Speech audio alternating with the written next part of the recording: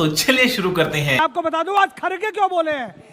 अरे शहीद भगत सिंह को आप नहीं चाहते थे, सुभाष चंद्र बोस को आप नहीं चाहते थे, देश का बंटवारा नेहरू ने प्रधानमंत्री बनने के लिए 10 लाख हिंदुओं को कटवा दिया, तुमको वो भी अच्छे लगते थे पाकिस्तान वाले।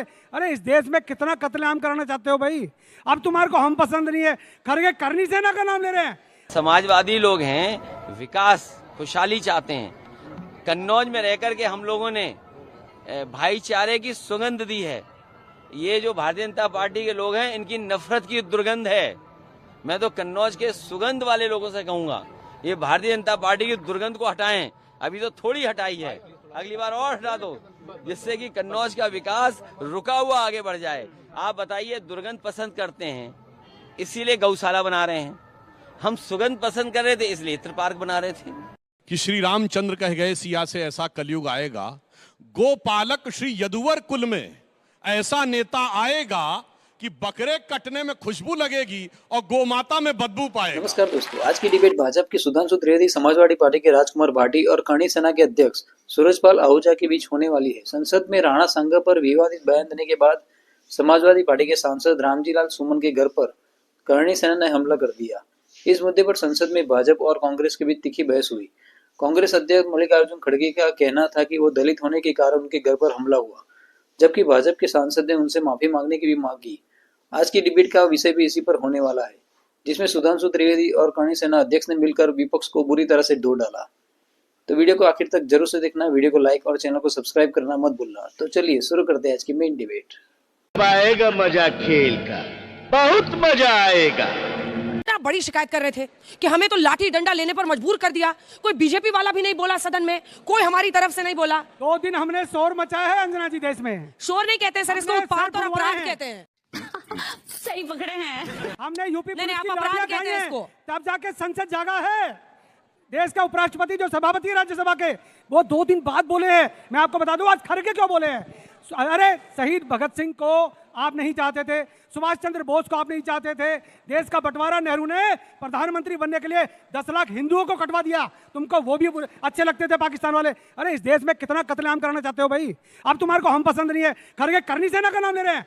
अरे अगर आप सच्चे दलित हैं तो कहिएगा रामजी लाल सुमन माफी मांगे और देश के वीरों का सम्मान करें। भगत सिंह नास्तिक थे और समाजवादी थे। नास्तिक थे, तो उनको नफरत करोगे। सुभाष चंद्र बोस जब आजाद हिंद फौज बना रहे थे, उन्होंने कहा अंग्रेजों की फौज छोड़कर हमारे साथ आ जाओ, तो तब सावरकर और गोलवलकर अंग्रेजों की फौज में भर्ती के लिए अभियान चला रहे थे।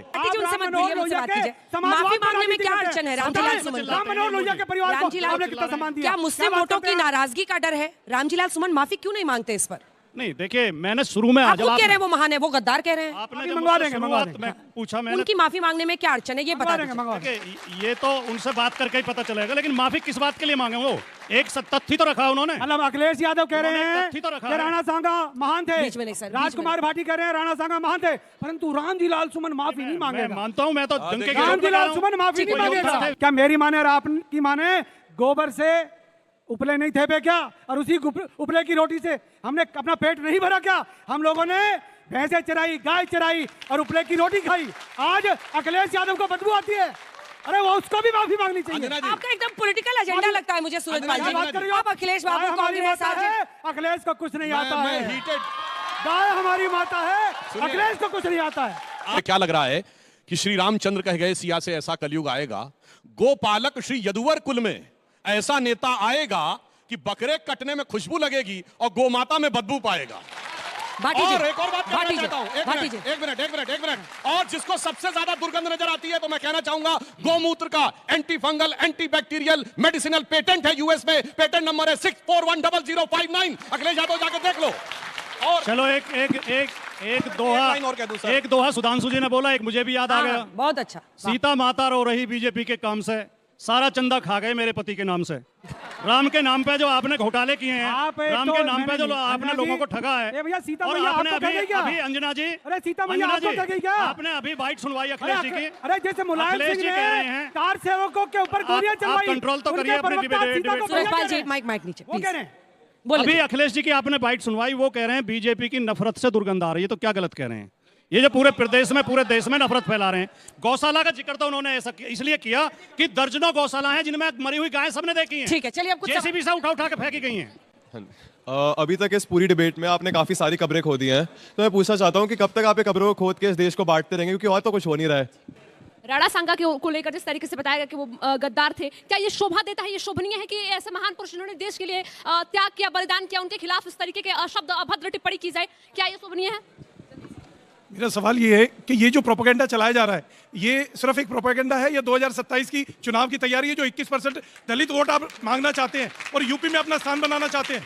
कहते हैं कि आक्रमण करना, मैं मानता हूं कि हिंसा का प्रयोग गलत है, परंतु मायावती जी पे तो छोड़िए, उदयपुर में कन्हैया लाल साहू का सर तन से जुदा कर दिया गया था, कोई बोला था?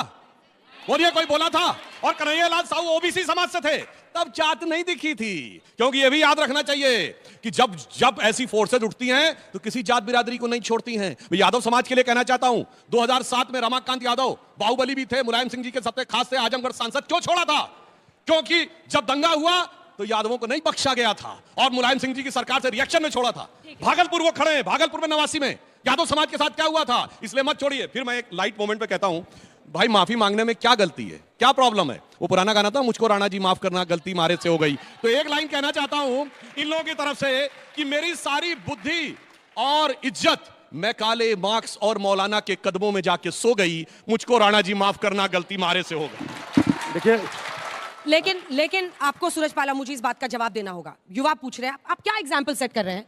आप यहां भी कहते हैं कि उनको बुलवाएंगे, माफी करवाएंगे। सर, कचहरी जाना होगा, थाने जाना होगा, वही रास्ता है। लाठी लेकर आप नहीं निकल सकते, ना बच्चों को उकसा सकते हैं। आप तो यहाँ पर खड़े हैं, उनमें से कई हैं जो हिरासत में लिए गए। ये कोई तरीका थोड़ी होता है। हम लोकतंत्र में कानून व्यवस्था से जीते हैं, हमले से नहीं जीते हैं, ना हमले से आप किसी को झुका सकते हैं। 23 साल की उम्र में भगत सिंह जी को फांसी हो गई थी, सुखदेव को, राजगुरु को। मैं अखिलेश यादव को एक बात कहना चाहता हूँ, रामजीलाल सुमन के लिए और प्रवक्ता महोदय के माध्यम से, आज तक के माध्यम से कह रहा हूँ, सरफरोशी की तमन्ना अब हमारे दिल में है। देखना है रामजीलाल सुमन, ताकत तुझ में या हम में।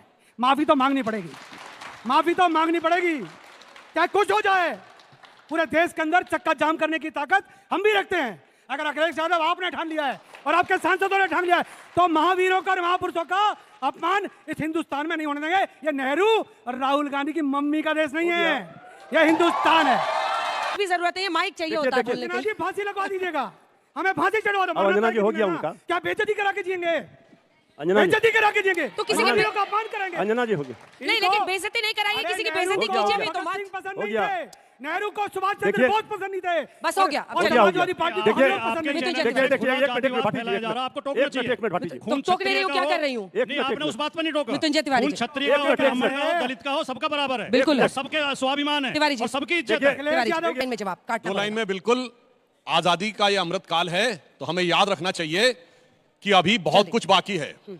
अभी हमें ध्यान रखना है, हो गए हैं स्वप्न सब साकार, कैसे मान ले हम, टल गया सर से व्यथा का भार, कैसे मान ले हम। राष्ट्र को है लोग भूले, स्वार्थ है युग मंत्र सारा, वर्ग जाति विभेद की यह बह रही है कलुष धारा। इस अमा के तिमिर को अब अरुणिमा क्या मान ले हम, टल गया सर से व्यथा का भार, कैसे मान ले हम। इसलिए हमें जो चीज ध्यान रखनी है, हल्ला बोल में इतना है। धन्यवाद। एक लाइन कह दूं, जो हमें ध्यान रखनी है वो है, जाति प्रांत और वर्ग भेद के भ्रम को दूर भगाता है, सबके मन का भाव एक है, सबकी भारत माता है, अनेकता में एक मंत्र को जन जन फिर अपनाता है, देखो प्यारा देश हमारा आगे बढ़ता है। वीडियो को आखिर तक देखने के लिए धन्यवाद। वीडियो पसंद आया तो वीडियो को लाइक कर दीजिए और चैनल को जरूर से सब्सक्राइब कर दीजिए। तो चलिए मिलते हैं एक और धमाकेदार वीडियो में।